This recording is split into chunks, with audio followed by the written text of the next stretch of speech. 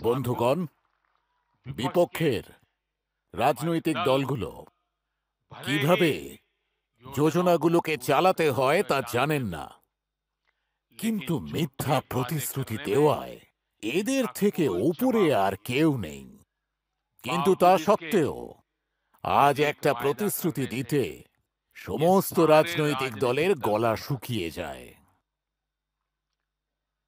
কোন রাজনৈতিক দলের মুখ থেকে কখনো শোনেননি যে প্রতিশ্রুতি আমরা দিচ্ছি না তা নিয়ে কথা বলার ক্ষমতাও নেই ওদের মধ্যে।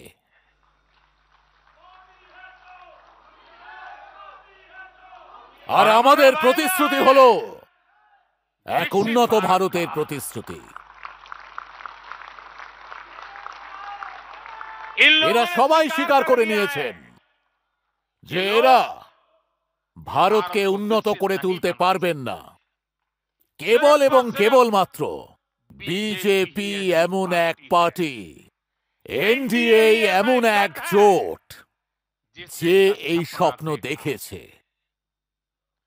আমরা মিশন মোডে কাজ করে 2047-এর মধ্যে, অর্থাৎ যখন এই দেশ স্বাধীনতার 100 বছর পূর্ণ করবে, তখন ভারতকে এক উন্নত দেশে পরিণত করব। আমরা তৃতীয় টার্মে ভারতকে বিশ্বের তৃতীয় বৃহত্তম অর্থনীতি বানিয়ে তোলার সংকল্প নিয়েছি।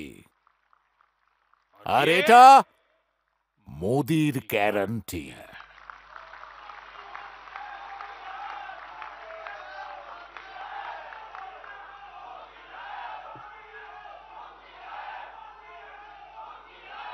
আর আমি যখন ভারতকে বিশ্বের তৃতীয় বৃহত্তম অর্থনীতি করে তোলার কথা বলি, তখন তার অর্থ অত্যন্ত গভীর।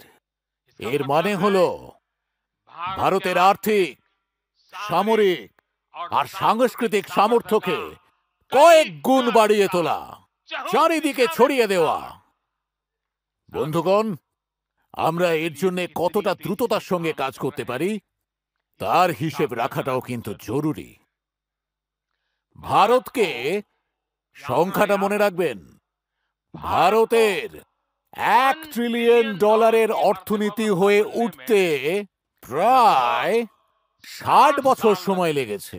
60 বছর! 2014-এ যখন দেশ আমাদের সুযোগ দিল, তখন $2 ট্রিলিয়নের মার্কও অনেক বড় মনে হচ্ছিল। কিন্তু 10 বছরে আমরা আমাদের অর্থনীতিতে $2 ট্রিলিয়ন আরো যোগ করেছি। একের জন্য 60 বছর, আর মাত্র 10 বছরে আরো 2 যোগ হলো। ভারত যখন বিশ্বের 11 নম্বর অর্থনীতি ছিল, আর 11 থেকে 10-মে আসতে ওদের দম ফুরিয়ে যেত, আমরা 11 থেকে 5 নম্বরে নিয়ে এসেছি। অর্থনীতি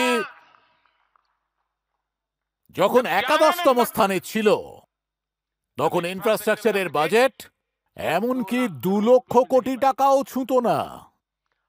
আজ ভারত 5ম বৃহত্তম অর্থনীতির জায়গায় রয়েছে, আর ভারতের ইনফ্রা বাজেট 11 লক্ষ কোটি টাকা ছাপিয়ে গেছে। এই কারণেই আজ গরিবের জন্য কোটি কোটি বাড়ি তৈরি হচ্ছে। আজ গরিব মানুষের বাড়িতে জল পৌঁছে যাচ্ছে।